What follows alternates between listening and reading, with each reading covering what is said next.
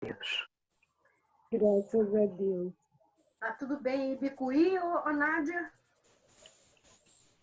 Chovendo, amor. Cheguei aqui, tô tão feliz que eu consegui sinal e tô podendo participar. Tô muito feliz, muito.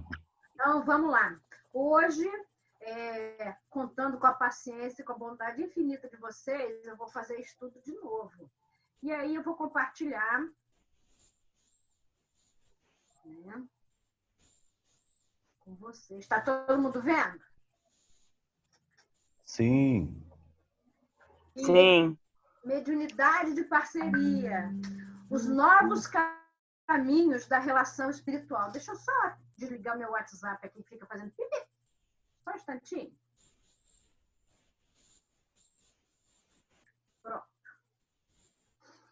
Os novos caminhos dessa relação espiritual que a gente tem constantemente. Aí o velhinho que a gente tanto falou ontem, né? Ele disse assim certa vez, é mais fácil desintegrar um átomo do que destruir um preconceito. E a mediunidade, ela de uma certa forma, ela foi tão mal usada pela humanidade desde os seus primórdios, que ela também foi sendo coberta de camadas e mais camadas e mais camadas de preconceitos, né, de entraves, de vilipendiações, de abusos. Então, quando Kardec chegou, né, e deu uma arrumada nisso aí, esses preconceitos, alguns ainda se permaneceram e ainda permanecem, embora o trabalho primoroso do codificador. O cenário espiritual da atualidade, a evolução da mediunidade, a mediunidade fenomênica, a mediunidade missionária e a mediunidade de parceria, que é o nosso grande desafio atualmente. O cenário espiritual da atualidade. As grandes revoluções da humanidade em processo criou essa crise de paradigmas. Uma revolução social e moral, ela vem se operando na humanidade desde a chegada de Kardec, da codificação kardeciana. Houve uma revolução informática, a revolução biomolecular, a revolução espiritual, há uma revolução quântica e uma revolução cósmica em andamento. Nessa revolução da informática, nós tivemos um crescimento exponencial. A computação onipresente, com a graça de Deus, nós estamos aqui por causa disso. Há uma inserção dominante, uma realidade virtual que já se impõe. A inteligência artificial, que é aquela que quando a gente procura assim, parafuso, depois é o inferno. Se a gente não navegar secretamente, é o inferno. Todo lugar que você vai tem propaganda de parafuso. Isso aqui ainda eles estão utilizando a inteligência artificial para o consumo. Daqui a pouco, quando nós nos moralizarmos, essa inteligência ela vai abranger outros campos do relacionamento humano. A robotização generalizada, o avanço da biônica, que estamos chegando numa época em que o nosso coração está falhando. Não vamos ficar mais tanto tempo na fila do transplante, nós vamos colocar outro, biônico. Uma hiperestrada informacional. Agora, essa revolução biomolecular, ela começou com o mapeamento do genoma, na realidade começou muito antes, mas o que a gente tem mais conhecimento mais atual é o mapeamento do genoma, a medicina molecular, a biologia computacional, a progressiva erradicação de doenças, a eliminação dos vírus. Nós temos aí uma boa notícia, né, que o HIV está começando a ser isolado, uma cura chegando para o HIV, a ligação mente-corpo, a clonagem humana, a clonagem de órgãos, a vida humana sendo prolongada.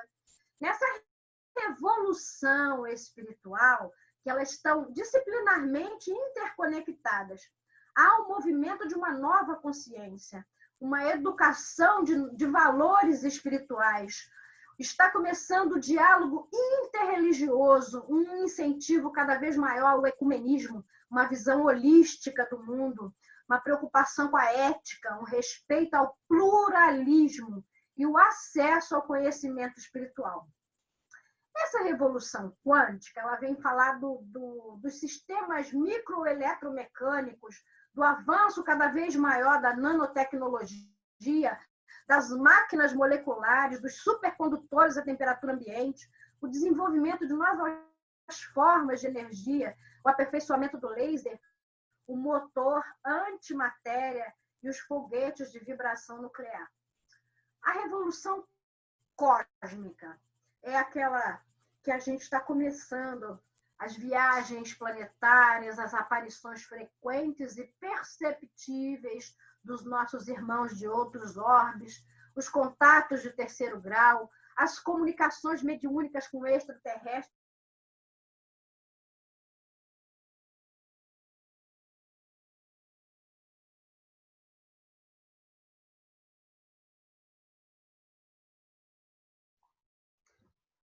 Congelou a Marisa? Congelou sim. Marisa congelou para mim. Cláudio Foi também. você que Os botou dois meu nome ali? Os O dois estão computador congelados. reiniciou sozinho. Vamos esperar um pouquinho. Ok. Só falar O em computador da Marisa extraterrestre. reiniciou quando sozinho. ele Espera um acontece pouquinho que ela isso. já está voltando. É só falar de extraterrestres comunicando que acontece. Congela o computador. Ó, Saiu obrigado, sozinho. obrigado quem botou meu nome ali, né? Conseguiu botar. Eu não sei quem foi. Desculpa, gente.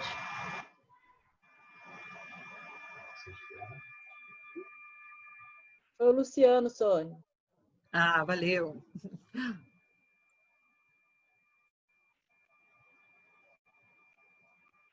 Aqui, ó. Vem aqui.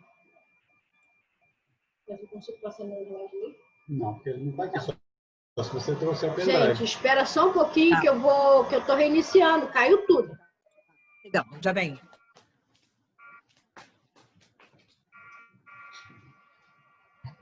Deixa eu pegar a imagem.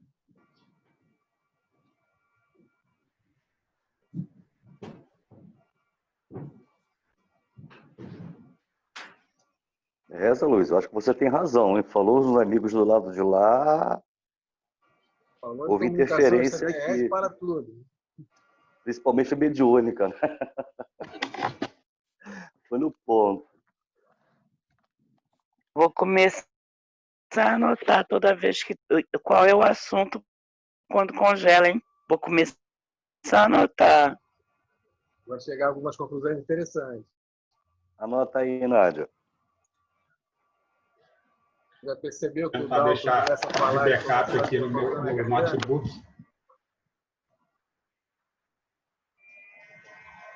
Não entendi, Zé Luiz. Estou Você comendo, começou né? a perceber que o Dalton, quando começa a falar, tem problema na garganta, começa a dar um pigarro, Sim, começa a dar uma... sim, sim. Você pode dizer com certeza que o nosso Tá grupo servindo é uma maçã? reunião mediúnica. É, Observe a Adriana Pequeno. Cabecinha baixa. Olha lá. Ela só ri. O sorriso é sinal de que alguma coisa está acontecendo no entorno dela, né, Adriana? Ontem foi a Saudade, Adriana falou? está anotando alguma coisa. Olha o gato. Já tô tendo. O gato está se comunicando, hein? Olha o gato. Olha o espírito. Tem um espírito atrás de você, Adriana. Um espírito feliz. É meu bebê que vai embora, eu vou ficar com saudade dele, Luciano. Deixa ele não. Não posso. Aqui eu já tenho 5. Nossa, é muito. De bichão. Vem aqui, você Marisa. gosta. É. Vem aqui.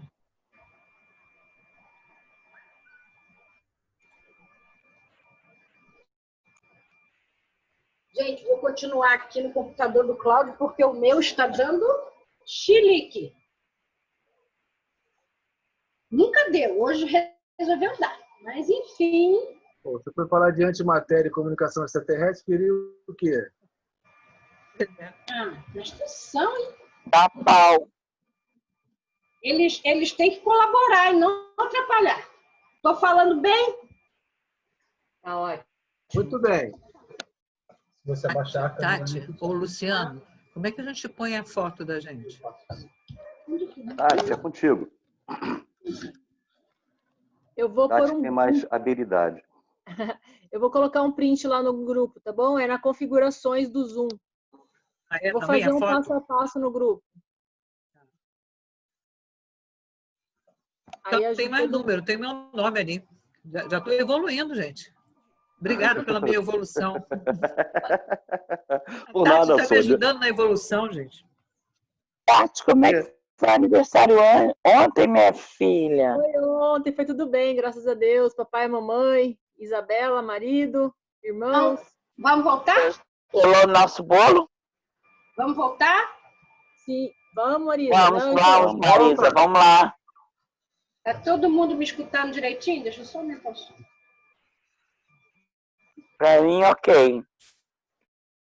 Estou te ouvindo.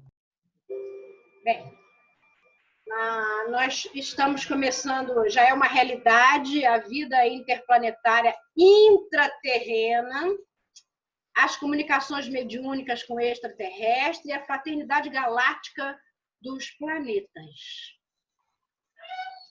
Nós não estamos vendo a apresentação, Marisa. Você vai Não? passar? Não. Então não compartilha a Cláudia, imagem, eles não não. estão vendo. Espera aí só um instante. Você Não parou... entrou compartilhamento.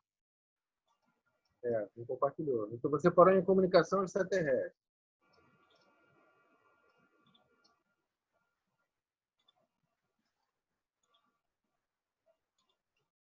Estão vendo? Ok. Ok, chegou. Então, as comunicações mediúnicas com extraterrestre, que já é uma realidade, né?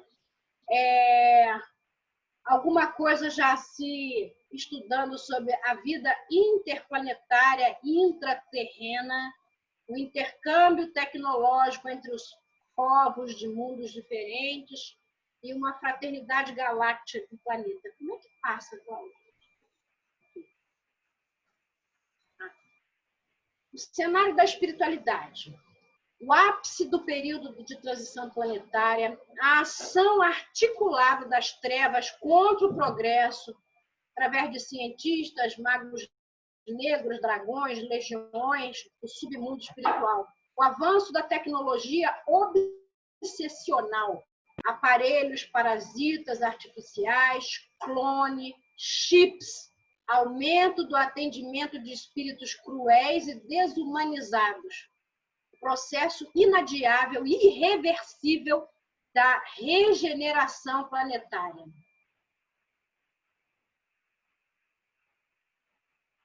Vocês estão conseguindo ver? Sim. Eu tô sim, Marisa. Oi? Esse slide está cortado.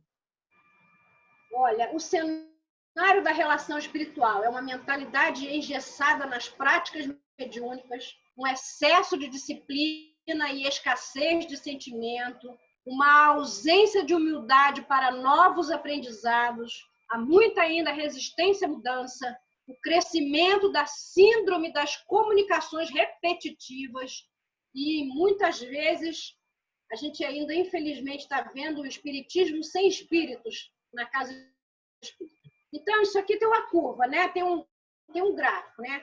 Nós estamos passando da fase de expiação e provas, estamos nesse momento aqui, ó, no período de transição, para irmos para a fase, passando para a fase de regeneração, que será a era da maioridade espiritual. Então, a gente está aqui justamente nesse momentinho, no período da transição, né? Opera-se na Terra, neste largo período, a grande transição anunciada pelas Escrituras e confirmada pelo Espiritismo. Os espíritos renitentes na perversidade, nos desmandos, na sensualidade e está cortado para mim aqui, estão sendo recambiados lentamente para mundos inferiores, onde enfrentarão as consequências dos seus atos ignóbeis, assim renovando-se, predispondo-se ao retorno planetário, quando recuperados e decididos ao cumprimento das leis do amor. Por outro lado, aqueles que permaneceram nas regiões inferiores estão sendo trazidos à reencarnação de modo a desfrutarem da oportunidade de trabalho e de aprendizado, modificando seus hábitos infelizes a que se têm submetido, podendo avançar sob a governança de Deus. Caso se oponham às exigências da evolução, também sofrerão um tipo de expurgo temporário para regiões primárias onde as raças atrasadas têm o ensejo de ser úteis e de sofrer os efeitos danosos da sua rebeldia. Não está vendo o livro, mas foi Joana de Ângeles. Ai, Jesus, não está dando para ler e eu esqueci o nome do livro. Depois eu pego, vejo lá no meu computador e falo para vocês, tá bom, gente? A evolução cronológica das ideias espíritas segundo o Espírito Verdade.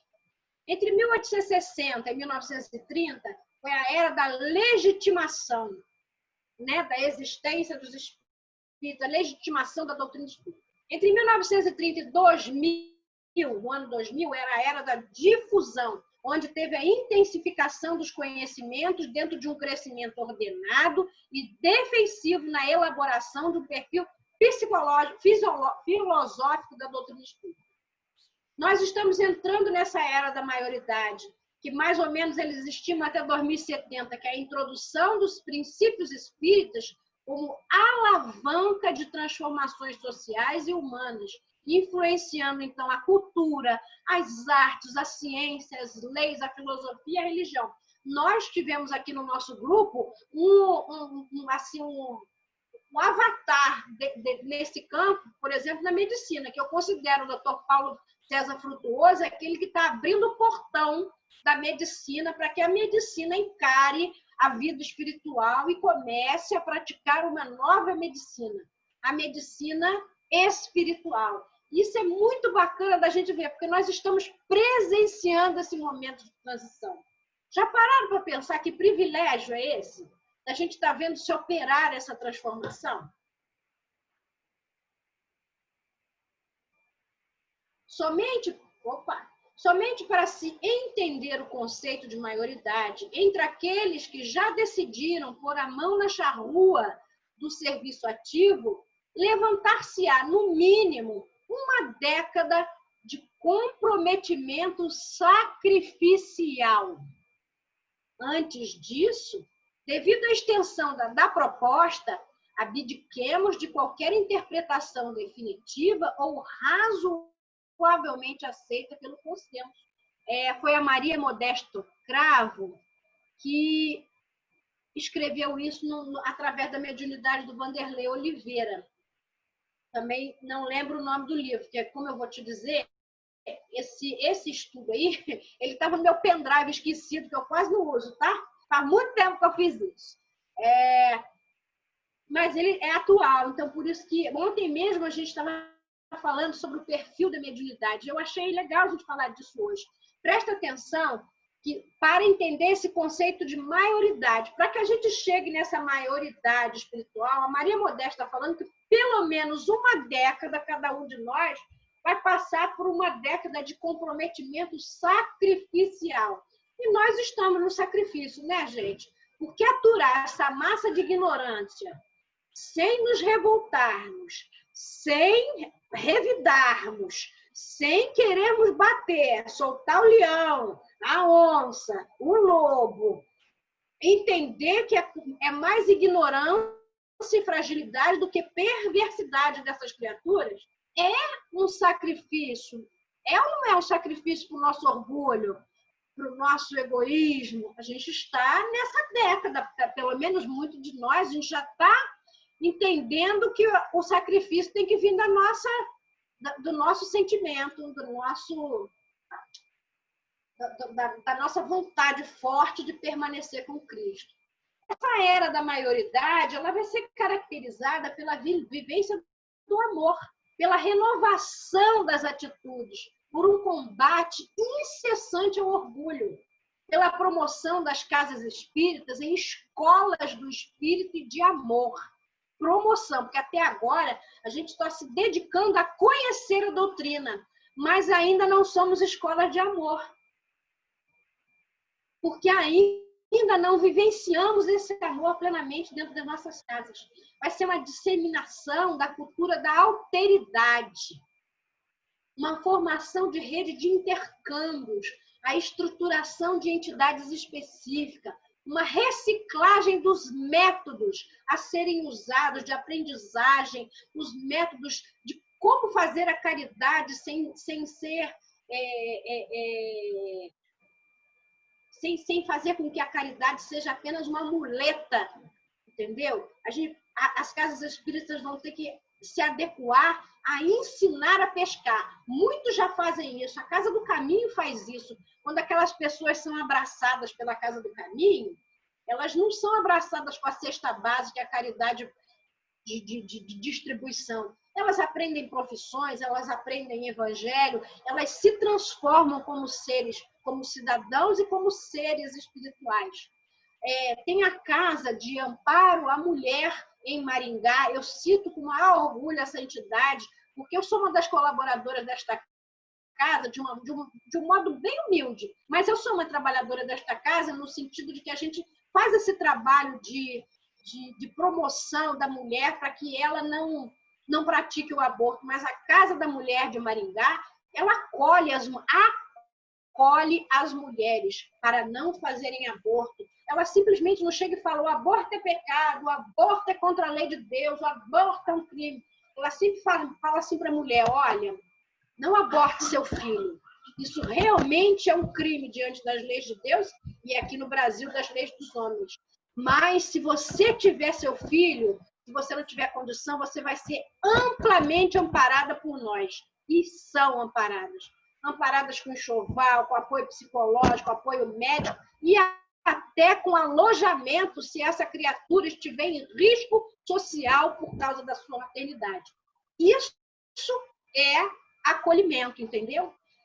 É uma mudança dessa mentalidade organizacional, a unificação ética.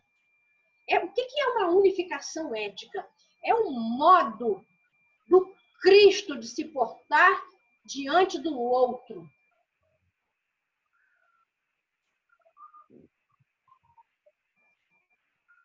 Mais uma vez, torna-se imprescindível renovar conceitos e reciclar métodos, a fim de atingirmos os patamares de instituições multiplicadoras da mentalidade imortalista e fraternal. Isso quem disse foi Bezerra de Menezes, também através do médium Vanderlei de Oliveira. Não está dando para ler o livro e eu, sinceramente, não lembro. Depois eu passo lá para vocês. Deixa eu falar uma coisa para vocês.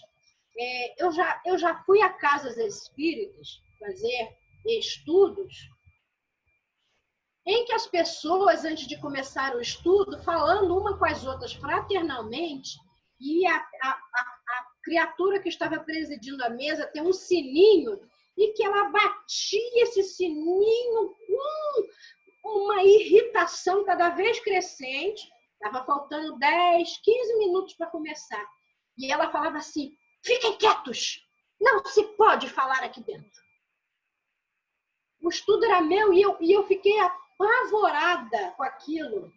Daqui a pouco entra uma família que, pelo que percebi, era a primeira vez que ia à casa espírita. Então, naquele de pedir licença para sentar-se lá no cantinho, fizeram algum barulho. A criatura tocou o sino 3 vezes e se levantou. Eu já não disse que aqui não se pode fazer barulho? Mas ele falou com aquilo com tanta irritação e com tanta animosidade que a família foi saindo um por um. Tamanha falta de caridade. E esse comportamento, eu fiquei pensando assim, se foi mesmo como eu percebi a primeira vez, eles nunca mais vão entrar numa casa espírita, porque não foram acolhidos. Porque eles não puderam nem fazer um barulho na cadeira. Porque faltou tudo nessa criatura. Eu tenho que dizer que eu nunca mais voltei lá, tá? Também faltou caridade comigo. O exercício mediúnico atravessa um grave processo deflagrado há algumas décadas, que conduziu ao rompimento com a espontaneidade. Eu também já fui numa casa espírita que você só podia fazer reunião mediúnica nas cadeiras, que esse centro tinha mais de 100 anos. Só podia fazer reunião mediúnica sentado na cadeira que eram dos fundadores, aquelas cadeiras enormes de couro, naquela mesa soturna. E quem me chamou lá para fazer estudo, falou que eles estavam pelejando há 5 anos para renovar os móveis da sala da reunião mediúnica, mas eles disseram que isso ia interferir no trabalho espiritual, porque a alma dos fundadores estavam ali naqueles móveis. Você pode com isso? O exercício mediúnico atravessa um grave processo deflagrado há algumas décadas que conduziu ao rompimento com a espontaneidade. A título de instituir cuidados que se fizeram necessários, fato que ninguém pode contestar, criaram-se normas e padrões muito rígidos, e o exercício mediúnico precisa ser ressignificado. Olha para você ver como é que a coisa é séria. Quando eu digo para alguma casa que eu vou que na reunião mediúnica da Caravana Maria de Nazaré não tem mesa, eles olham para mim, algumas casas me olham como se a reunião da caravana fosse uma blasfêmia, porque não tem mesa, gente. Eu conheço uma casa espírita que passou 10 anos para instituir o estudo mediúnico e formar um grupo de médios, mesmo aparecendo médio ostensivo, médio sofrendo, médio desequilibrado, à torta direita. Passou 10 anos para instituir, porque eles não tinham ainda o dinheiro suficiente para mandar fazer uma mesa. Não tinha mesa. Então não se fez o grupo. Entrou médio, saiu médio da casa nesses 10 anos, procurando ajuda, não encontrava, porque não tinha nem estudo, não tinha grupo, não tinha nada. Porque não tinha mesa, gente. É muito sério. É muito sério o que acontece por aí. O pessoal leva ao pé da letra essa história de mesa mediúnica. A evolução do exercício da mediunidade na abordagem espírita. Nós tivemos a era fenomênica, também a era missionária, e estamos entrando na era da parceria. Entre 1860 e 1930, nós tivemos a era fenomênica. Com o Chico, até o ano 2000, né? Chico e muito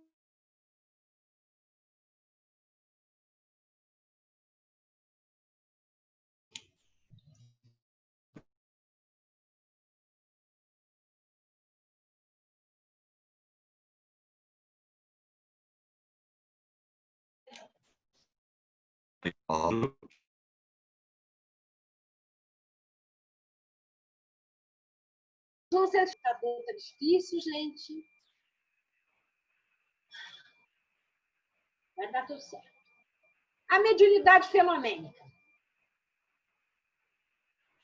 As novidades que chegam da além, as revelações do mundo espiritual por Swedenborg, a mediunidade esclarecedora de Davis, na Inglaterra, as batidas, né, os raps das irmãs Fox, a invasão espiritual dos chakras.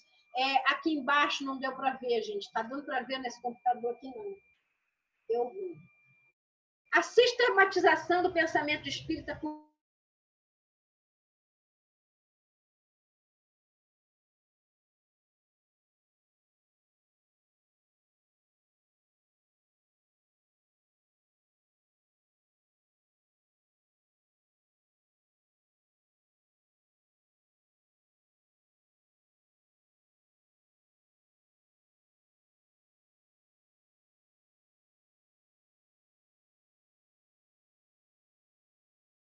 e se por acaso ele falhasse, estavam todos eles apostos.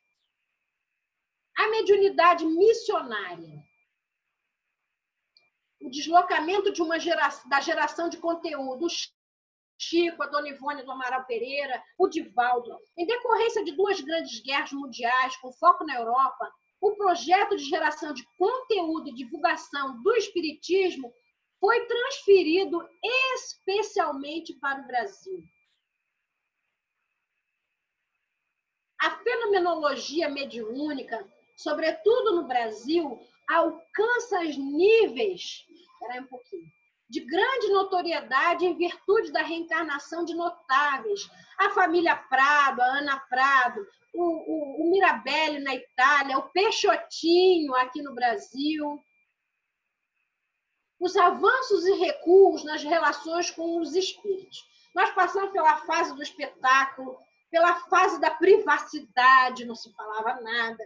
Também depois teve a fase da publicidade, a fase da normalização e a fase da disciplina. A fase do espetáculo foi uma abundância da fenomenologia mediúnica, excedendo seus limites educativos através de espetáculos e fantasias, o que explodou um pouco, né? Causou uma certa desconfiança, né?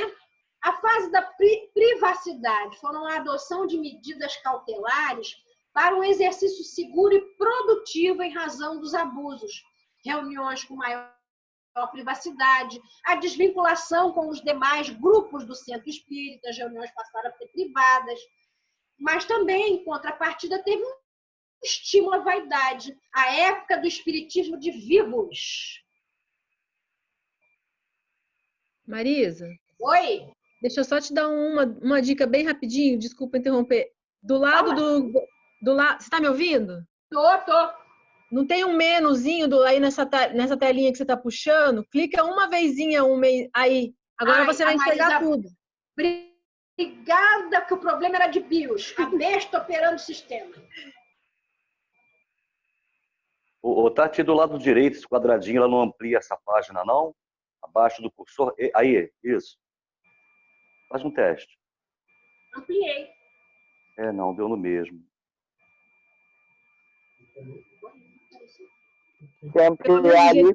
Volta, porque aí pelo menos ela consegue ler todo o slide, porque estava cortando até para ela. É isso mesmo. Clicando no menos, quem quiser pode dar o zoom na tela do próprio programa, né? Zoom. Mas agora ela tem que voltar ao que ela apertou para o Luciano.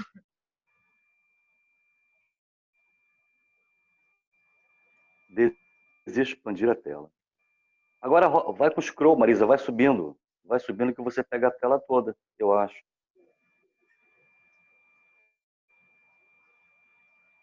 Agora aperta o zoom. Isso, aí acho que você consegue ver tudo. Não, tá cortado o slide. Não sei o que aconteceu na hora que... Aperta o menos de novo. Aperta o menuzinho ali. O menos. O slide tá cortado. Na hora que transformou em PDF, ele já foi cortado.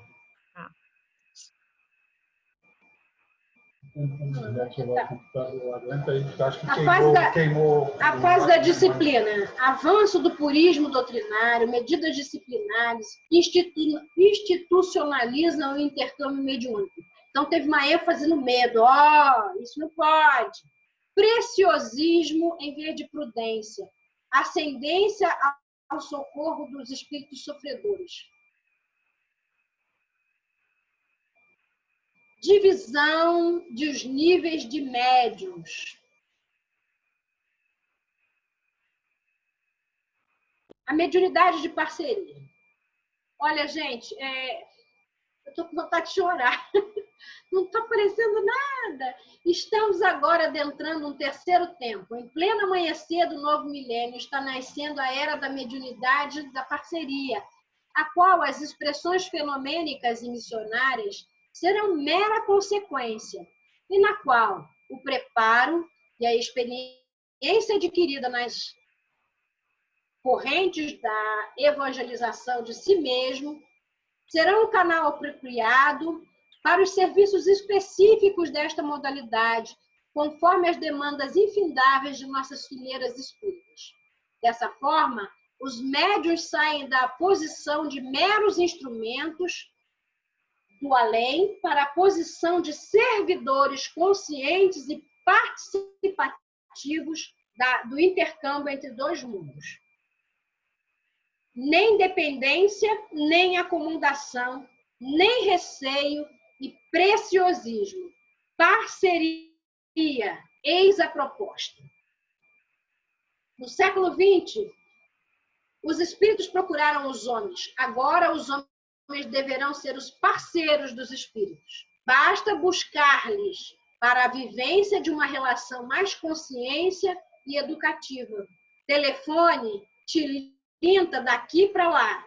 Todavia, chega um instante em que de recebermos também os chamados do homem, cujos interesses repousem na transformação de si mesmos. Os médios acham que a mediunidade corre por conta dos espíritos. Quase nenhum quer ser parceiro ou sócio e entrar com a parte que lhe competem. Trazem uma série de alegações, quase todas sofismas, para justificar a sua falta de empenho e a melhor adequação da instrumentalidade. Incentivemos a cultura da parceria com os bons espíritos, na qual o preparo, o esforço e o sacrifício constituem a plataforma de serviços a que devem se engajar os medianeiros que anseiam a tarefa útil e beneficente. Cícero Pereira. Os médios do futuro serão mais parceiros da espiritualidade e menos instrumentos. Não se faz ciência espírita concordando sempre com os espíritos. É preciso desenvolver um espírito de análise, de pesquisa. É necessário romper com as barreiras do convencionalismo e apresentar-se ao mundo como um cientista da alma. E que é bacana, quando eu li isso hoje de manhã, Joseph Gleber, né, que é um espírito de um médico alemão. Eu fiquei pensando que aqui nesse grupo a gente está começando essa prática que é muito bacana, a gente está pesquisando. Te fala uma coisa aqui, eu vou botar lá no grupo, depois a gente pesquisa e vê. Isso é muito bacana, porque para mim isso tá somando muito. Porque às vezes falam assim para mim, no livro tal tem isso. Quando acaba, eu vou, anoto. Quando acaba, quando eu estou um tempinho, eu vou lá e pesquiso. Isso tem feito um bem enorme para mim, tem somado muito. Eu não sei como é que está sendo para vocês. A mediunidade é parceria. O que muitos médios não entendem é que essa parceria não se dá apenas no momento do transe. Quando falamos em parceria, significa que o médium deve modificar profundamente a sua vida. O médium deve ser parceiro dos espíritos, mas também precisa ser parceiro da honestidade, da harmonia, da fé, da vida digna, do sacrifício e da renúncia. Quando ele fala sacrifício, a gente fica meio assim, sacrifício de quê? É sacrifício do próprio orgulho, é sacrificar o próprio egoísmo, sabe? Parar de arrumar desculpa para o nosso ego, parar de arrumar desculpa para o nosso egoísmo, entendeu? Esse é o sacrifício, é o sacrificar a si mesmo, o látego. Nesse iniciar do século XXI, estamos em plena campanha no mundo dos espíritos para elastecer os parâmetros de utilização das forças mediúnicas na Terra. A exemplo do ocorrido com os baluartes da doutrina no alvorecer do século XX, estamos trabalhando por novos modelos de intercâmbio entre as esferas. Para isso, os grupos doutrinários haverão de se lançar à postura da investigação fraterna. A Maria Modesta Cravo que falou isso. Mediunidade de parceria. Atualmente ainda somos assim, passivos, reunião mediúnica, institucionalismo, padronização da mediunidade, regra doutrinária, rigidez, repressão e preconceito espiritual. O Forte falou muito disso na casa de Emmanuel. Ele falou que é assim, chega o espírito alemão na reunião mediúnica, ele era um médico alemão, não quer nem saber se era médico alemão na Segunda Guerra, mas era médico branco alemão na Segunda Guerra. Aí daqui a pouco chega o pai Joaquim, o preto velho, fazem bico. Cara de paisagem. Incômodo. Chega até a se coçar na cabeça. Então, a gente ainda traz muito dos nossos preconceitos, até os raciais e sociais, para dentro das reuniões. E com os espíritos. Isso tem que acabar. Às vezes até o mesmo, né? Oi? Às vezes até o mesmo espírito, né, Marisa? Exatamente. Né? A gente tem que lembrar que vovô Pedro é Mesmer. essa mediunidade parceria, ao invés de passividade, nós vamos ser parceiros. Não é reunião mediúnica, é um grupo. Como nós somos um grupo, ele se imbrica, ele se dispõe, ele se preocupa, ele estabelece vínculos, laços, empatia. Não é um institucionalismo, é a humanização das casas. Não é uma padronização, é primar pela doutrina espírita, obviamente, mas reconhecer que cada médium tem uma diversidade da sua vocação mediúnica e não podar. Como eu posso dizer da minha experiência própria, eu fui muito podada em algumas mediunidades. Por quê? Porque quem me orientava não tinha conhecimento sobre. Então, como eu não fui pesquisar para ajudar, eu coibi. Foi mais ou menos assim que fizeram comigo. Entendeu? Quando a gente desperta e começa a entender que não é você que está errado, não é você que está fazendo errado, não é você que está obsediado. Acontece que aquele que está te orientando não tem conhecimento, não quer ter e está querendo te botar dentro de uma caixinha, num padrão que ele estabeleceu. A regra doutrinária abriremos dentro das regras de segurança e prudência que devemos ter dentro do campo espiritual na relação com a mediunidade. Dentro dessa prudência e não do medo, nós deveremos dar ênfase às experimentações. Porque, por exemplo, os nossos irmãos extraterrestres, eles só conseguem chegar para as comunicações num grupo mediúnico que é aberto a isso. Porque se não for, não existe. Entendeu? Por exemplo, lá, eu vou dizer da minha experiência, foi com muita alegria que a gente começou a perceber nos trabalhos da salinha da Casa de Emmanuel, esses irmãos de outros órgãos trabalhando conosco. Depois, na própria caravana, no SEAV de Mangaratiba, isso é mais ostensivo ainda. E por quê? Porque os dirigentes dessa casa se abriram para isso. Não é a experimentação pela curiosidade. Oi? Concordo, assina embaixo e sou testemunho ocular junto com o Zé Luiz desse episódio que você acabou de colocar aqui no SEAV. Vocês estão me aparecendo na sala de espera? Eu estou aparecendo na sala de espera para entrar na reunião? Sala de espera, o que é isso? Nem sei o que é isso. Não, Marisa, não apareceu para mim. Agora que apareceu, eu já aceitei. Tá, porque o Cláudio está entrando com o meu computador lá no quarto. Tem essa... Em vez de reprimir, porque muitos médios são reprimidos. Entendeu? Reprimidos. A médium está vendo 300 mil cores. Aí o dirigente fala assim, mas aqui nós não trabalhamos com cromoterapia, mas a espiritualidade está trabalhando. Tudo bem que você não vai abrir uma sala de cromoterapia na casa espírita, mas você precisa aceitar que a espiritualidade trabalha com as cores o tempo todo. Entenderam a diferença? É a flexibilidade mental. Substituir o preconceito espiritual pelo ecumenismo espiritual. Porque, olha só, a gente recebe preto velho, médico alemão, padre, papa, evangélicos. Os espíritos, eles não precisam mudar de religião. Nós vimos isso no Transição Planetária. Judeus, entendeu? Marisa, me permite uma parte? Fale, querida. Você vê nesse novo paradigma o quanto que tem esse grupo aqui está aberto a todos esses preceitos do novo paradigma? Já percebi e fico feliz por isso. Somos jovens. Somos jovens. Nem tanto.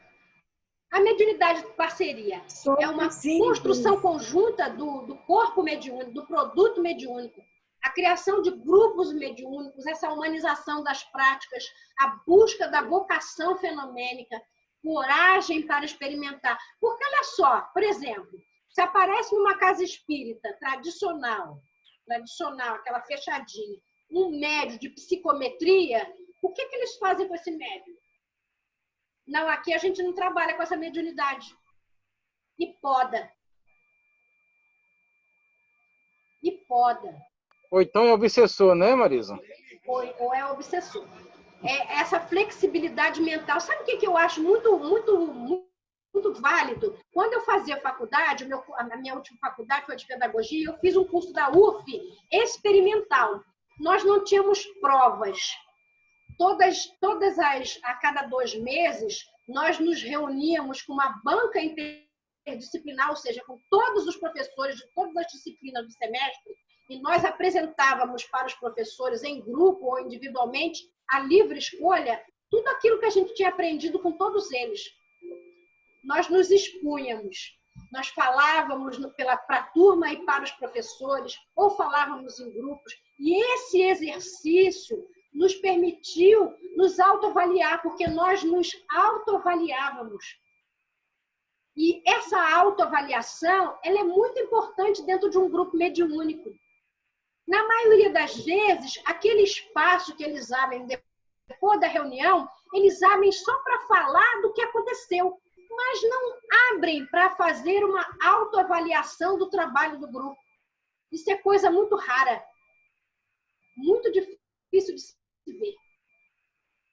Entendeu? Nunca pergunta para o médium, aquele médium que chegou de um jeito assim, tá bom, chegou, entrou na reunião, se harmonizou lá de qualquer jeito, né, na prece, e aquele médium ficou estranho. É muito difícil você ver um dirigente perguntar, fulano, como é que foi o seu dia hoje? Por que ocorreu com você assim? Ou olhar para aquele médium que ficou num canto, que você nitidamente percebe que a espiritualidade isolou esse médium, e é raro ver o dirigente que se importa para saber por que aquele médium está sendo isolado pela espiritualidade. Geralmente o que acontece é um julgamento, está obsediado. Né? Uma convivência saudável com o animismo, a partir do momento que a gente compreende que esse animismo faz parte de nós. Marisa, Oi. A casa espírita ficou muito protocolar.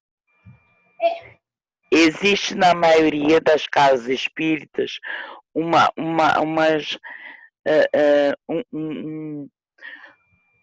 um formatinho e ficou tudo muito protocolar, muito pasteurizado, muito padronizado.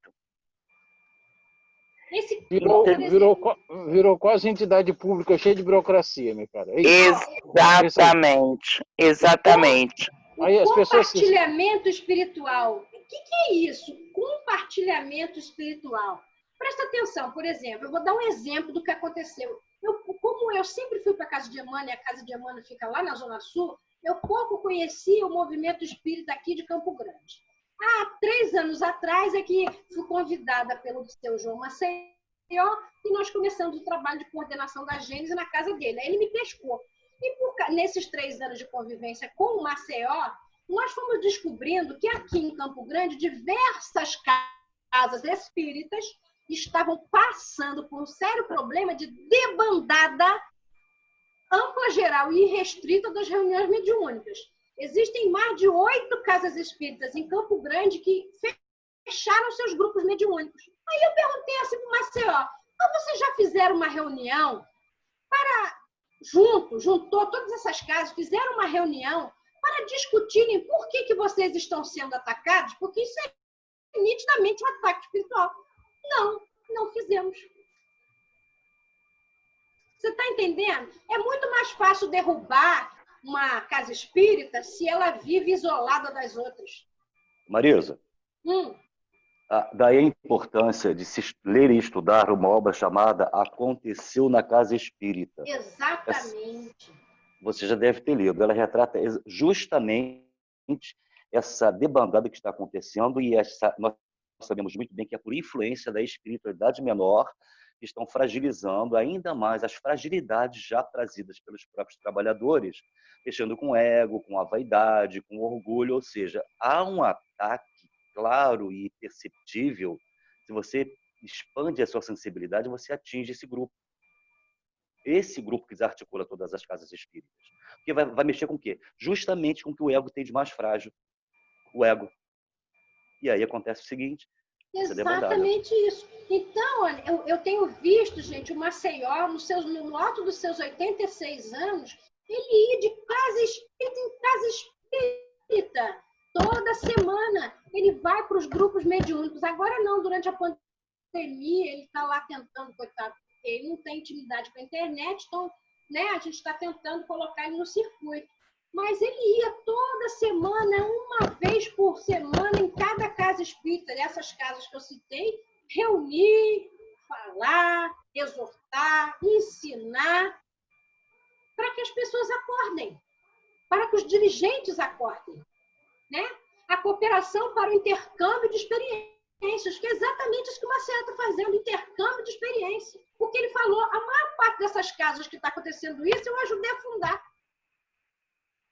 E é preciso o exercício da humildade sempre, para a abertura de outras concepções, conexão com outros saberes, relação amadurecida com os espíritos. A gente não ficar esperando que os espíritos resolvam a nossa vida, porque tem muita gente que ainda leva isso ao pé da letra. Um aprendizado permanente sobre as dimensões espirituais. Essa postura de despretensão. Ninguém é professor de mediunidade. É sempre dizer de si para si mesmo, com toda sinceridade, em relação à mediunidade, cada dia mais eu sei que nada sei. E é verdade, o discurso do Dalton é pleno de coerência. Quando o médium vai adquirindo experiência, ele vai conhecendo cada vez mais e ele percebe que o mundo espiritual é uma caixa de Pandora, sem fim, e que é preciso ter disciplina, prudência, renunciar a seus vícios, renunciar aos gozos mundanos, porque senão é justamente nessas fragilidades que eles nos pegam e que eles destroem esse trabalho. Vamos trocar? Agora eu vou trocar. Marisa, sabe que eu vejo também muita gente desesperada, assim, se atropelando, né? Querendo ler todos os livros ao mesmo tempo, querendo conhecer tudo ao mesmo tempo. Eu acho que não é bem assim também, não. Acho que a gente tem que conhecer sim, mas uma certa prudência. Tá meio uma congestão literária. Eu acho que é como eu falei para vocês, eu acho que o livro tem que ser saboreado, tem que ser apreciado como se fosse uma boa comida, sabe? Você tem que saborear esse livro, refletir e tal. Não é a quantidade que vai ser legal. Lá em cima não vão contar. Quantos livros você leu? Não. O que você aprendeu? O que você tirou de bom da sua vida? O que você fez de bom? Entendeu? Não é a quantidade, é a qualidade. A gente vê pessoas dentro da casa espírita, que vive dentro da casa espírita anos e anos e anos e anos e anos e anos, que não, que fala de transição planetária, de transformação quântica, e o arroz com feijão ainda não está consolidado. O povo ainda não bateu e rebateu e olhou de novo para a doutrina espírita. Tem que ler, tem que estudar a doutrina espírita. Quando alguma metodologia, mesmo que fuja aos padrões habituais, esteja visando o auxílio ao próximo, não poderá ser taxada de antidoutrinária. Ela merece, no mínimo, estudo e pesquisa. Do livro Falando Francamente, um novo olhar sobre as vivências mediúnicas. Antidoutrinário é não amar, gente. E não é porque o pai João de Angola que disse isso. É verdade, antidoutrinário a gente não amar, a gente não tem respeito pelo que o outro traz para você. O mínimo é ouvir, porque é um desrespeito você ignorar a pessoa. Ontem a gente ouviu do Dalton a indelicadeza que fizeram, indelicadeza para ser delicada no meu falar, que fizeram com ele quando ele teve uma vidência, achou aquilo assim, chamou o dirigente e falou. Ele falou assim, fica com isso, vai ter. Rechaçou o médio, gente. Isso não é uma postura de amor. Nunca foi, nunca vai ser. Renova-te. Renasce em ti mesmo. Multiplica os teus olhos para verem mais. Multiplica os teus braços para semeares tudo. Destrói os olhos que tiverem visto. Cria outros para visões novas. Cecília Meirelles, ela não era espírita, mas ela era sábia. E aqui a gente termina. Desculpa, pessoal, pelas intempéries do caminho. Todo mundo está sujeito a isso. Vocês me perdoem.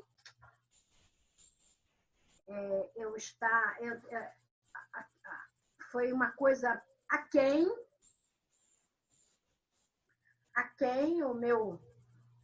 a minha vontade. Estou aberta aqui para a gente poder bater aquele papo gostoso. Não sou sábia, nem sou santa. Luciano já está com a mãozinha levantada, Marisa. Pode falar. 1 minuto, só um minutinho, só um instantinho. Primeiro. O que? Você só vai falar 1 minuto? Então, eu sugiro assim fortemente que quem ainda não assistiu a esse documentário de 2014, se não nos falha a memória, que assistam ainda hoje. Terminou a reunião, corre para o YouTube, digita Data Limite, segundo Chico Xavier, e vocês vão tomar um banho de informações do que está por vir na nossa humanidade. E segundo, mais uma vez, só para corroborar com a sua fala, o livro que você falou, que você esqueceu, é Livros da Esperança. Livros da Esperança, isso do mesmo. Vanderlei de Oliveira, ditado pelo Espírito Hermâncio do Fogo. Exatamente. Obrigada, Luciano. Nada, imagina. Esse trabalho a gente assim, meio que bebeu, né? A parte dele a gente bebeu na mesma fonte, né? Muito bom, Marisa. Muito bom mesmo. Tati, você coordena aí que eu estou vendo um monte de mão. Ah. Você não. Mas você gravou esse... terminou? Não, só para fechar aqui a Cris. Ih, gente, estou 2 vezes Foi aqui, já gravado pra caramba. hoje? Estou duplamente feio. Foi gravado? Foi. Posso passar, então? Tem a Josi e o Eunápio. Pode falar, Josi.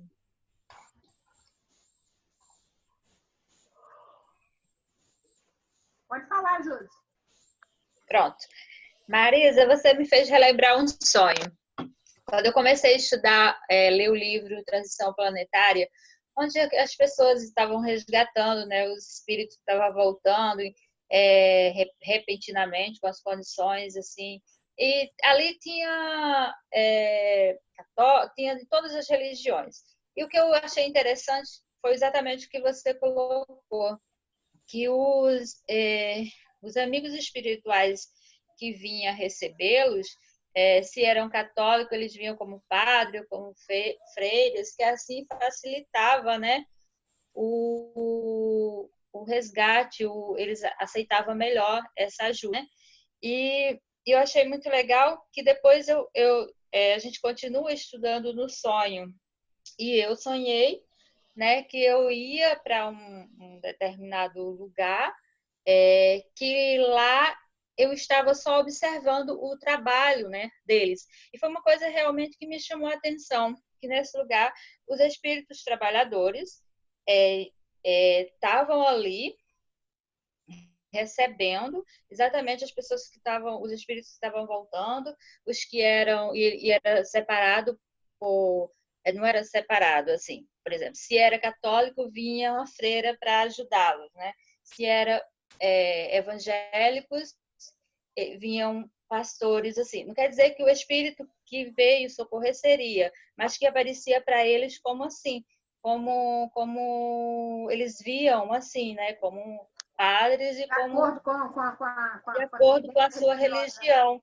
E assim realmente facilitava eles aceitar essa ajuda, né? Eu achei muito interessante. E também me veio na lembrança também no livro Ação e Reação, por André Luiz, que lá tem uma parte que eu acho que eu não sei, ela é lá da bênção, onde tem um espaço e os espíritos que estão ali trabalhando, estão sendo ajudados, cada um com a sua convicção, eles vão para um determinado lugar, onde lá tem umas caixinhas que eles dão o nome de nicho, e cada um vai rezar e vê exatamente. Se crê em Nossa Senhora Aparecida, eles veem Nossa Senhora Aparecida. se, né? E assim vai, por aí vai. Foi muito legal que me fez uma retrospectiva, né, no que eu já tinha visto sobre o assunto. Foi bem legal. Além de Deus, o amor não constrange ninguém, né? Ninguém vai ser obrigado a ser espírita. Vai ser admitir aquilo que está dentro da lei, entendeu? A reencarnação, a existência de mundos, a pluralidade dos mundos, e por aí vai. Mas ninguém vai ser obrigado, porque Deus não constrange, o amor não constrange, ele liberta. Só uma partezinho rápido. Eu já falei isso uma vez, como eu já passei por várias religiões, eu posso te dizer de cadeira, todos estão indo para o mesmo lugar. Um está indo a pé, está indo de bicicleta, está indo de avião, está indo de navio, outro está fazendo escala, um está cortando caminho, mas todos estão indo para o mesmo lugar. Simples assim. Então não tem por que ter divisão nem preconceito. Tem só que saber se está indo no caminho do bem. Se está indo no caminho do bem, nós estamos indo para o mesmo lugar. Exatamente. Agora a vez de quem? Eunápio. Fala, Pepito. Olá, pessoal, tudo bem? Boa tarde. Boa tarde. Além, deixa eu só colocar um adendo no que o Luciano falou. Ele colocou ele mencionou um livro, né? Aconteceu na Casa Espírita, é um ótimo livro de estudo, né? Engraçado também que antes já tem um Voltaire que fala um pouco sobre isso também, né, Luciano? Sobre a forma de agir, de pensar, de ser do espírita. Aí vem acontecendo na Casa Espírita. E eu ainda adiciono também Atalho do Luciano dos Anjos, né? É uma crítica muito mais ácida, mais interessante. É bom ler também.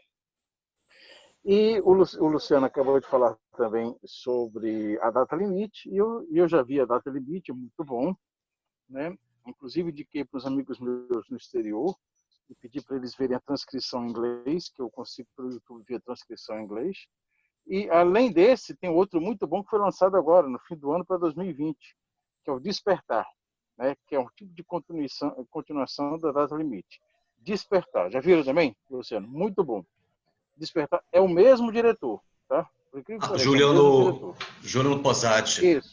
Isso, é o Despertar. Por você ver que esse achei, tem até o Divaldo Franco falando sobre ETs, tá? Bem interessante. Por você ver lá, é a segunda parte da Data Limite. Mas voltando ao assunto, eu me lembro que quando eu estava fazendo colégio lá no São Bento, né, por diversas vezes, a gente fazia estudos teológicos, né, estudos assim, sobre a religião com o Dom Helder Câmara, né? Dom Helder Câmara, ela é de Olinda, eu conheci, a gente conheceu, a gente conversava com ele, trocávamos algumas ideias naquela época, né? Eu ainda pré-adolescente, adolescente. Aí ele veio desencarnar, ele faleceu. Aí eis que surpresamente, né? Eu um dia perambulando pela livraria, eis que eu encontro um livro dele psicografado. Então, segundo o espírito, segundo o médium, tem uns 3 ou 4 livros psicografados por Dom Helder Câmara. O primeiro que saiu, eu peguei para ler, né? Como tem lá em casa, eu peguei para ler. E o prefácio, a primeira coisa que ele fala é uma coisa que eu acho interessantíssima e está dentro do pouco do estudo da Marisa. Que ele fala o seguinte: eu faleci, eu morri, eu estou do lado de cá, ele não dá o nome de espiritualidade, eu estou aqui vivendo uma outra vida que eu até então não conhecia, não acredito em tudo, não consigo compreender muita coisa ainda, certo? Eu achei isso interessantíssimo, dele que um católico, né? Não consigo entender muita coisa ainda, só que falaram para mim que eu poderia escrever as minhas impressões. E as minhas ideias estão vindo de forma mais rápida, de uma lembrança mais rápida, com a cabeça mais vigorosa, e eu estou disposto a escrever um pouco que eu sei. E começo a escrever um bocado de coisa lá no livro dele. Né? O que isso tem a ver? Realmente, aí faço o link com a Marisa. E quando você está na mesa mediúnica, ou sem ser na mesa mediúnica, e você encontra um espírito que não é espírita, não é católico, não é é até agnóstico, ou ateu, ou judeu, ou de outra religião, e você não consegue fazer informação com ele. Você não consegue ter a sintonia de empatia, você não consegue ter a sintonia de querer ajudá-lo, ou de entender tudo aquilo, não tem todo um grupo que corrobora essas relações, fica difícil. Entendeu? Estou falando de Dom Helder Câmara. Sim, obrigado. E a Cris perguntou, ela perdeu o fio da meada, agora você respondeu. Dom Helder Câmara. Eu falei inicialmente de Dom Helder Câmara. Vocês estão escutando direitinho o que eu falei? Entendeu? Já, fala. Beleza, a ideia é mais ou menos essa. Parabéns, Marisa.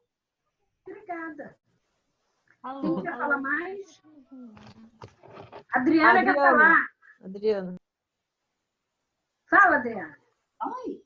Boa tarde, gente. Olha só, falando, né, do seu aí, da mediunidade de parceria, né, eu acho que a gente tem que fazer aí uns questionamentos. Porque o que eu mais tenho vivenciado é você vai ser parceiro de quem? Né?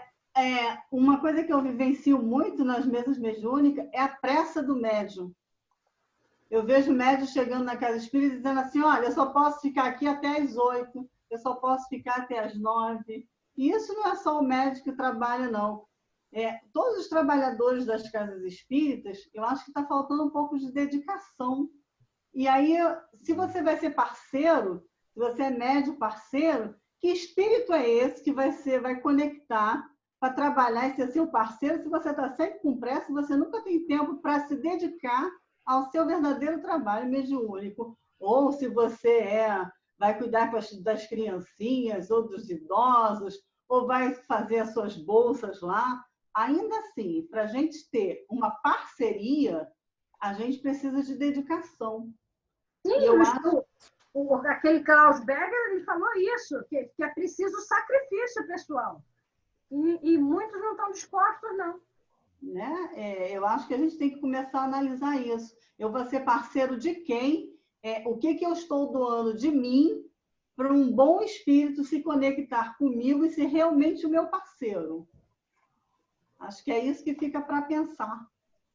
Posso completar? Seria. Pode, claro. Adriana, a tua fala é pontual e, ao mesmo tempo, ela traz um traço de tristeza muito grande, porque a leitura que a gente faz a respeito desse imediatismo trabalhador é que está fazendo um favor para a doutrina espírita, sobretudo para os espíritos. E não é nada disso. Muito pelo contrário. O médio ostensivo, a primeira atividade dele, que ela deve até preceder, desculpe a fala, mas é a minha leitura, ao próprio trabalho físico de sustentação da vida, de manutenção da vida, é o trabalho espiritual. É o trabalho mediúnico. Ele pediu para vir médium, chega que esquece. Aí vem o orgulho, a soberba, o ego, né? Eu tenho pouquíssimo tempo para os espíritos. Aí esse cara chega do lado de lá, o que vai ser proposto a ele? Ou a pergunta que vai ser feita, irmão ou irmã, o que você fez do seu tempo livre?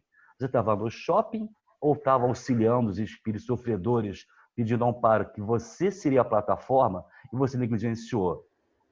Até tenho tempo para o espiritismo? Não vai. Sai. Favor. Quem merece, quem precisa de favores somos nós, não são eles, não.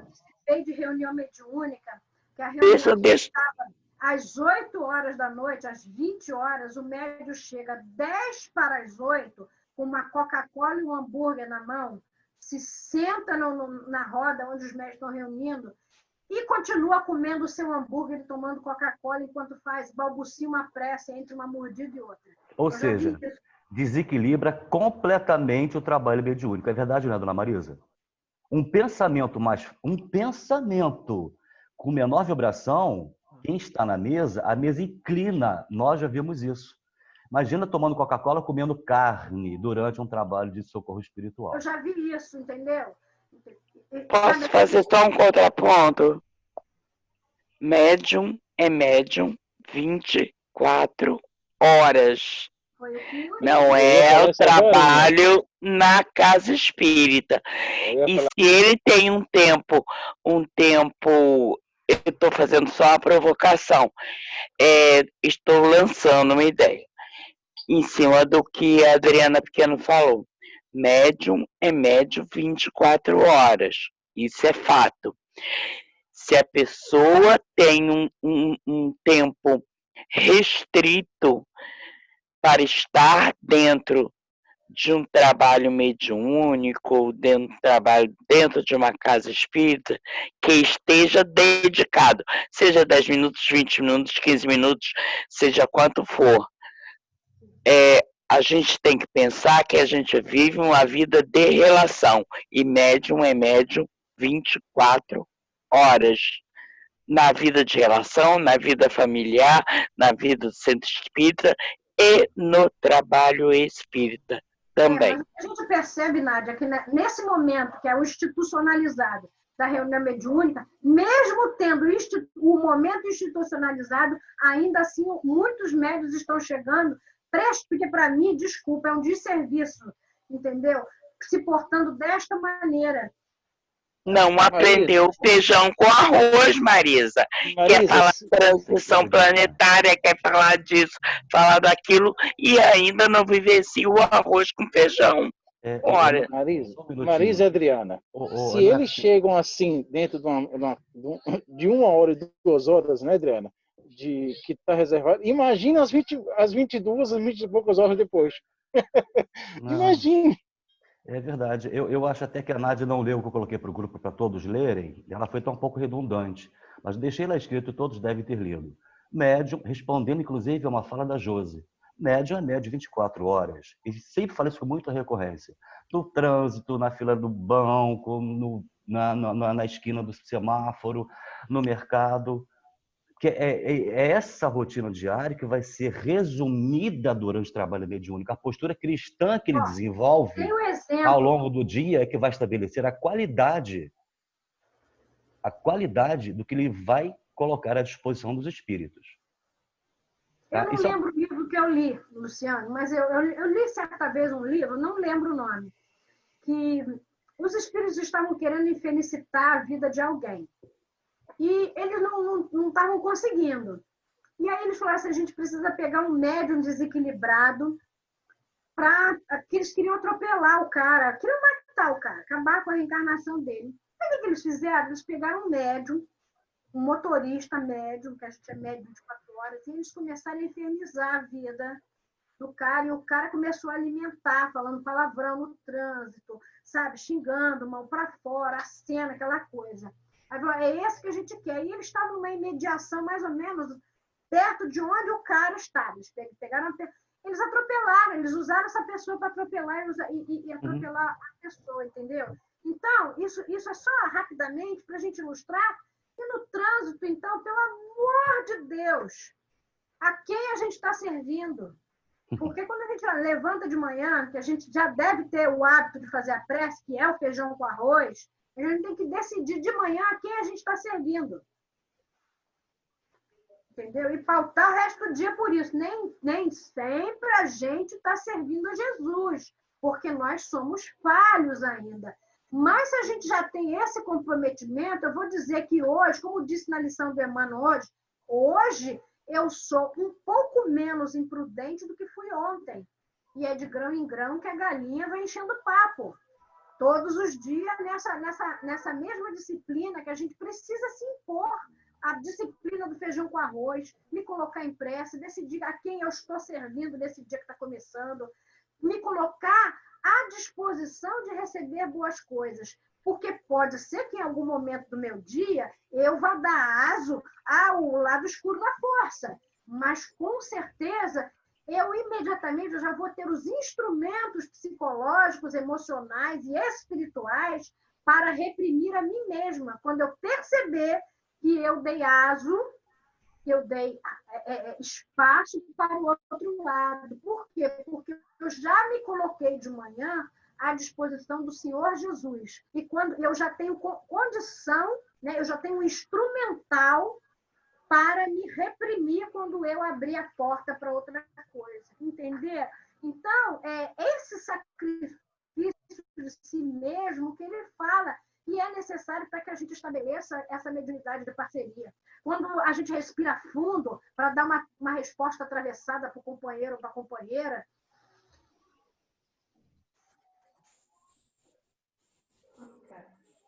Eu estou servindo ao Senhor a que eu me propus de manhã, entendeu? São essas pequenas coisas, são gotas. São gotas, mas o problema é que todo mundo interpreta isso, acha que essa santidade vai vir assim. Hoje eu sou santo. Hoje eu tenho reunião mediúnica, eu não posso me desequilibrar. Acabou, né? Acabou, entendeu? Porque essa preparação é muito anterior, sabe? Quando a gente olha para aquele bife a cavalo, aquele suculento, aquele bife bonito, e você sabe que às 8 da noite você tem reunião mediúnica, e você diz de si para si, como eu sei que os meus fluidos vão ficar pesados, encharcados nessa matéria, eu vou me abster. É difícil começar a fazer isso? É, mas é sacrifício, é um látego que a gente se impõe. É o látego. Quando eu percebo que o álcool vai comprometer o meu trabalho mediúnico, eu começar a fazer aquele movimento de me desvincular daquilo. Mas fazer isso com felicidade. Fazer isso por amor a Jesus. Não que o que não deixa de beber não ame a Jesus, mas fazer isso sem se constranger. Fazer por amor à obra. Sem constrangimento, porque a lei de Deus não constrange ninguém. Tem uma parte do livro de Francisco de Assis que ele numera, que eu estou relendo ele numera alguns dos seguidores imediatos de Francisco, e todos eles tinham nome de Frei. Só tinha um que não teve nome de Frei, que era o João da Capela. O João da Capela, um dia, chegou para Francisco, servia, era um homem bom, um homem virtuoso, entendeu? Tentava levar ao pé da letra tudo aquele código de conduta, né, que Francisco expôs para todo e que ele mesmo vivenciava. João da Capela chegou para Francisco e falou: Pai Francisco, eu preciso dizer para o senhor que tudo o que aquilo, todas as renúncias, tudo que a gente precisa renunciar para servir com maestria ao mestre, só está certo. Só tem uma coisa que eu não consigo me desapegar. Porque, para mim, o sexo está em todas as coisas. Quando eu vejo uma flor desabrochar, eu vejo o sexo. Mas o sexo a qual eu ainda não consigo me desapegar é aquele sexo feito direto com mulher. Esse eu não consigo, Pai Francisco. E eu queria dizer que até eu conseguir, eu vou me afastar do apostolado, porque eu não me sinto digno de estar contigo. O que Francisco disse para ele? Brigou, ficou zangado, ele falou: não, meu filho, o sexo, quando é feito por duas criaturas, ele é sempre divino. Forme a família, tenha o sexo com a mulher que você escolheu, e forme sua família. E quando você estiver preparado para as renúncias a que nos propomos, você sempre será bem recebido, porque vislumbro em vocês todas as virtudes decorrentes do bom uso que você fará do sexo com a sua mulher. Então, é isso, gente. A gente não vai se santificar e tem coisas que a gente não consegue renunciar. Se eu não consigo renunciar do álcool, eu tenho que ter a hombridade e a ética de me abster da reunião mediúnica, porque eu sei que eu vou influenciar isso negativamente. Está entendendo o que eu estou querendo dizer? É o látego. Entendeu? Você não vai ser um pecador por causa disso. Você vai se respeitar. É preciso que a gente respeite o tempo da gente. Mas é preciso também que a gente seja verdadeiro com o trabalho a que se propôs. É essa honestidade, essa ética que é a característica de uma mediunidade de parceria. E o que a gente percebe, infelizmente, é muita gente ainda tentando enganar as consciências. Engana a si mesmo e tenta enganar os outros. O pior, tenta enganar os espíritos. Entendeu? Que está indo para a reunião mediúnica e joga o cigarro fora uma esquina antes de chegar na casa espírita. Isso é complicado. Isso é bem complicado. Tem mais alguém querendo? Eu de novo. Fale. A tua fala final foi mais interessante que o trabalho que você apresentou. Dispensaria, inclusive. Oi? Não, é verdade, é verdade. Você não ficou engessada na fala, no texto, lá estava até pronto. Josi, só para complementar o que você colocou no início, como a Marisa também disse, a questão da alteração de figura. Já falamos isso algumas vezes aqui, é importante a gente colocar também, até porque também tem pessoas que talvez ainda não saibam. Existe um processo dentro do plano espiritual, onde o espírito socorrista ou não, você tanto pode analisar para os luminosos como para os trevosos, chamado ideoplastia. Eles transformam o perispírito na forma que eles querem projetar. Isso faz com que o espírito a ser socorrido, irmãozinho sofredor, por seu sistema de crença, por aquilo que seu coração mascala, dentro da própria religião católica, digamos assim, o espírito socorrista ele se transfigura na imagem do santo padroeiro ao qual ele devotou a vida inteira a sua fé. Então a gente pega por essa questão análoga, mula sem cabeça, saci pererê, boitatá, seja lá o que for, são espíritos transfigurados para assustar as pessoas. Não fica só no ramo do folclore brasileiro, não. Isso existe, sim. Agora, que as pessoas com uma capacidade de percepção ou de evidência mais acentuada, sobretudo com total falta de conhecimento, a gente tem a literatura brasileira riquíssima. Monteiro Lobato, outros não sabemos disso. Então, quem não nos garante que ele intuitivamente, até talvez, tenha absorvido, aurido alguma coisa dessa questão real que acontece no plano espiritual e tenha criado seus personagens? Aproveitando, inclusive, que já existiam aqui. Outra coisa, aqueles que têm interesse em assuntos que divergem um pouco ainda do atual igrejismo nosso, o Juliano Posati é um produtor de São Paulo que o Leonardo colocou, ele que produziu através da sua produtora o Data Limite. Logo depois do Data Limite, ele lançou um outro comentário para mim e alguns outros que eu sei que gostam muito do assunto, produziu um outro documentário chamado No Meio de Nós. No Meio de Nós. Quem não se interessa por assuntos alienígenas, não assista. Não vale a pena. Agora, quem gosta, é um prato cheio, tão rico quanto Data Limite. E até mais. E detalhe, os participantes desse segundo documentário são espíritas. Certo? Olha o Yoda ali. Luciano, diga. Você já viu esse segundo que eu falei, Despertar? Não, eu acompanho o Posati. Divaldo fala desse Despertar, falando sobre extraterrestre, que muitos já estão entre nós. Sim. Sim. Estou te falando só para te deixar com água na boca. Não, não põe água na boca não, meu querido. Eu já sei. Eu acho que o Luciano é um ET. E eu acho que o Luciano é um ET. A gente conhece alguns. Eu acho que você é uma médium vidente. Luciana é um ET e veio de seca lá, do planeta dela, veio de seca sem comida, para encarnar aqui só para comer tudo. Eu tenho certeza, por isso que eu botei o nome dele de Lu OVNI. O marido tá entregando ouro, né?